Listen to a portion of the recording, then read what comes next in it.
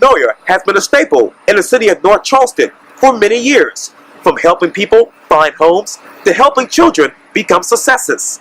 I sit down one-on-one with the CEO of Metanoia, Reverend Bill Stanfield, for a special edition of Quentin's Close-Ups. And be sure to download the free Quentin's Close-Ups app in your Apple or Google Play stores.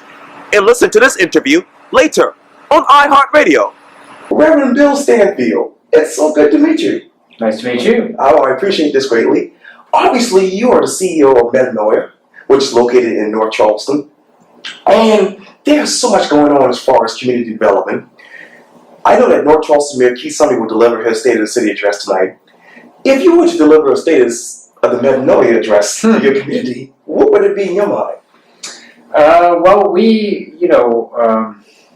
our sort of core values are to work with the neighborhoods that we work with, where I'm also a resident, in a way that builds on the existing people and capacity of those communities to make things better for themselves, to stay in place and see communities benefit as a result.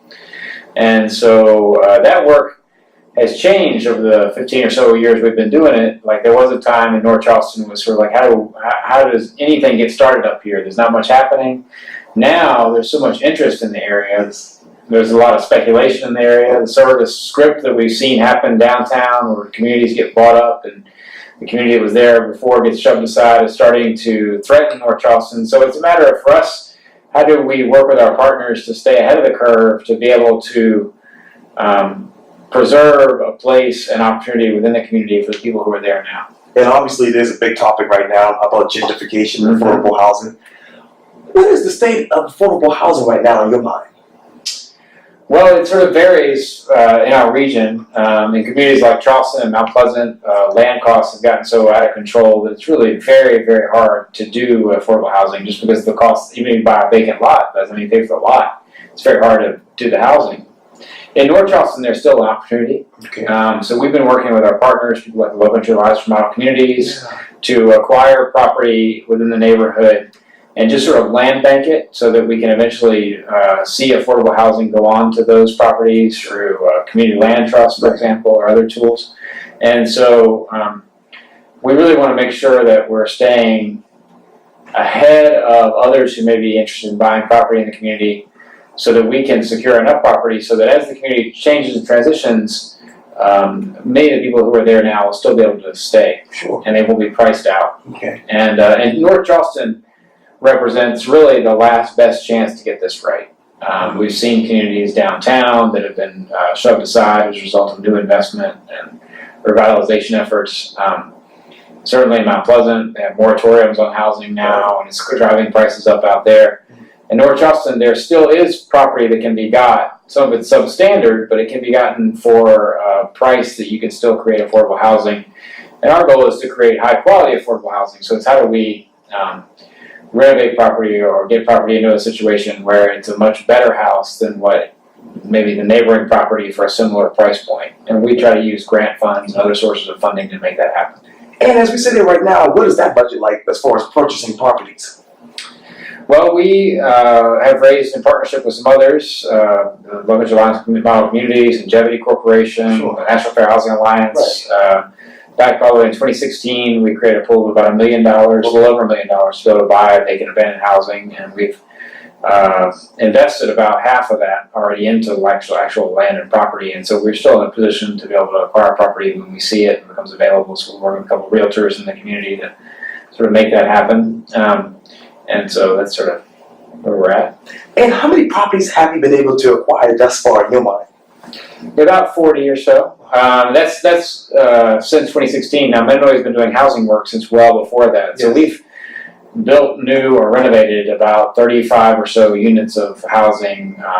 Some of those are duplexes, but some of them are single-family detached housing. Right. Some for home ownership, some for rental. Within the communities that we serve, since we started doing housing work was back in 2005, 2006. What is the biggest difference between 2005 and 2006 and now when you think of housing? Well, it's the economy, and it's the construction costs, it's the land costs.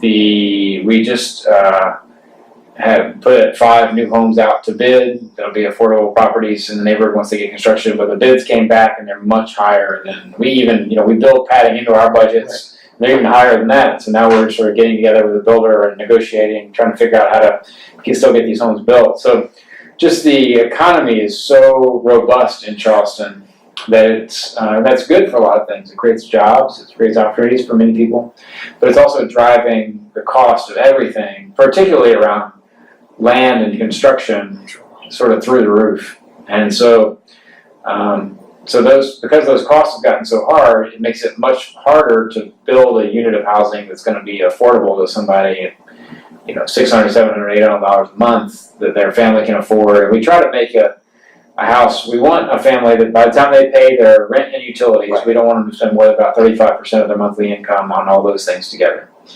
And it's just gotten much harder to be able to do that if you bring in a lot more other sources of grant funding and that kind of thing, because the construction and land costs are going up so fast. Where are you looking right now for more grant resources in your mind? Well, we have some sort of standard sources of funding that we've gotten through the years from the South Carolina Housing Finance and Development Authority, National Fair Housing Alliance, Home and CDBG, which are federal dollars that flows to the city of North Charleston, Charleston County. But we also are looking, we've had some philanthropic donors that have given to us because they want to they care about these issues, and so they've supported our work as well. And how much money in your mind have you received from the city of North Charleston? Gosh, we've been doing this for a long time. So we do a few different programs in partnership with the city. We have our owner-occupied repair program that repairs homes for people who are on a fixed income. They can't afford to fix their own homes up. And that program, the city gives us the addresses. We go out and certify the person's income. We bid the construction. We manage the construction. Right. But we also build new homes. I don't have the dollar figures in front of me, but it'd be over the course of probably 8 to 10 years. It's been several $1 million worth of work. But we've benefited not just those 35 homes that we've done for affordable homeownership or rental, but also well over 100 homeowners' houses that they've received repairs, essential repairs on their homes to allow them to stay in their homes. Yes, indeed. Out of those numbers of homeowners that you've helped, what is that biggest success story that still plays in your mind today? We get calls every single day from homeowners that have, we could easily spend 3 times what we spend to help people repair their homes. And we see people that have been dealing with a leaky roof or a bathroom floor that's caving in for years. And so it's hard to sort of name one particular instance, but it is very satisfying to be able to come alongside a family and be able to give them some help. Because, your home says a lot to you. If it's a peaceful place, if it's a safe and secure place, it buys you a lot of peace of mind. Yeah. And when it's not working properly, the reverse happens. It's very stressful. It's a constant reminder, oh my gosh, it's raining again. Oh, what's going to happen this time? Right. And so to be able to help those families, particularly because there's a lot of elderly people in the community who have done it. I remember, you mentioned for a story, I remember one gentleman we helped that was had been a firefighter, all his life, and he's retired, and he kept a beautiful home, but one of these big hurricanes that we had come through sort of ripped some tiles back and caused a major leak in his house. And so he had given his whole life to serving others in the community, and so it was nice to be able to come alongside somebody like that and say, well, we're here to give a little back to you because you've given so much. Yes. And so that's sort of some of our favorite ones to help out. And obviously when you talk about family, you talk about children, and I know Metanora loves children. Yep. Where are you emotionally with the children in that particular community of North Charleston in your mind? Well, we do. We operate year-round youth leadership programming for kids from first grade up through high school graduation. And one of the most satisfying things we can have is we have students that now, we have a student who's in graduate school, a graduate social work student that grew up coming to us in the 3rd grade, and she's now working in our programs at Metanora. And so to see those young people, to see how much capacity they have, how much vibrancy they have, what they have to give back to the world, and then to create opportunities for them to grow their capacity. That's not just, one of the things that makes us different is that we do continue to work with kids from the time they're in elementary school, middle school, and high school. And we found that if we let go of them, we just do something for a few weeks with them, really benefits we might be able to give to them, they lose because of the risks in the neighborhood, peer groups, all those kinds of things. But by creating a pipeline for helping those young people develop, we really do get to see them blossom. We see them have their bad days too. Sure. Hormones kick in, middle school's tough, but we see them grow. And it's probably a further commitment to the young people in our community that we're now launching within our efforts to renovate the old Chicora Elementary School, an early childhood development center, which will work with young people from 0 to 4 years old. So once that's up and running, we will have young people that we're offering opportunities through literally from the time they're born until they go off to college. And we'll be able to track the progress of those young people, make sure they stay on track to graduate. And, I think when we talk about what Metanoia does most fundamentally, it's called asset-based community development. So it's focusing on what is good in the community, and there's nothing that's a greater asset to our communities than our young people. Young people. So we invest more in our young people than we do in anything else. Yeah, that's great. And if I'm looking for a job or trying to acquire some sort of home ownership, how do I go through that process with Metanoia?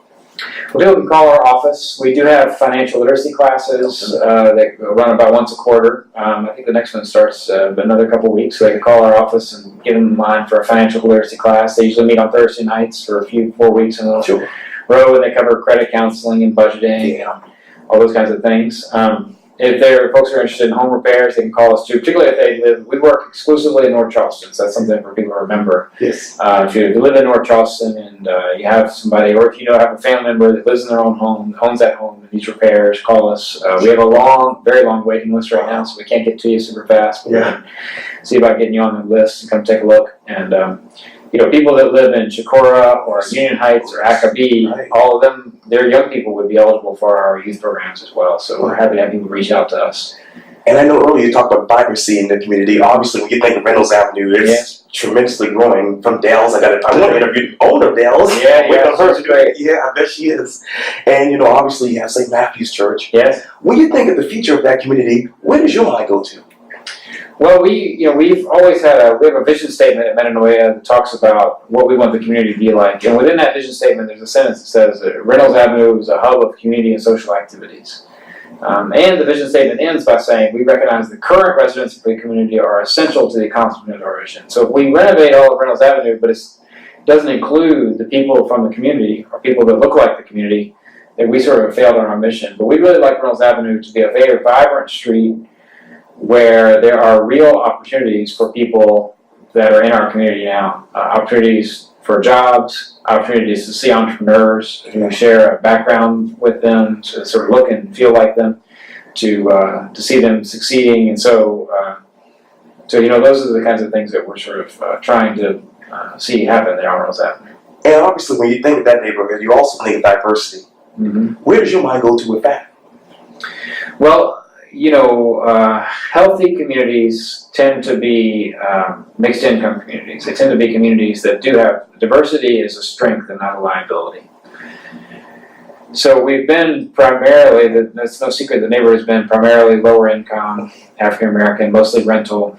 The way the economy is moving in Charleston, there's no doubt in my mind that the incomes of the community is going to change and the demographics of the community are going to change. It's our role at Metanoia to make sure that we preserve as much of the community as we can for the people who are there now. So what we're going to end up with is, by virtue of keeping those people as much in place as we can, a more diverse community that ought to be healthier for everybody. Yeah. There's a lot of research that says, for example, young people, it's actually more efficient for a lower income young person to go to a school where there's a lot more economic diversity than it is even to pump more dollars into sort of failing school that's all 100% low-income children. So integration with their wealthier peers, research says, is actually a more effective way to help those students sort of make progress in life than even just giving more money, but leaving them in a situation where there's not that diversity.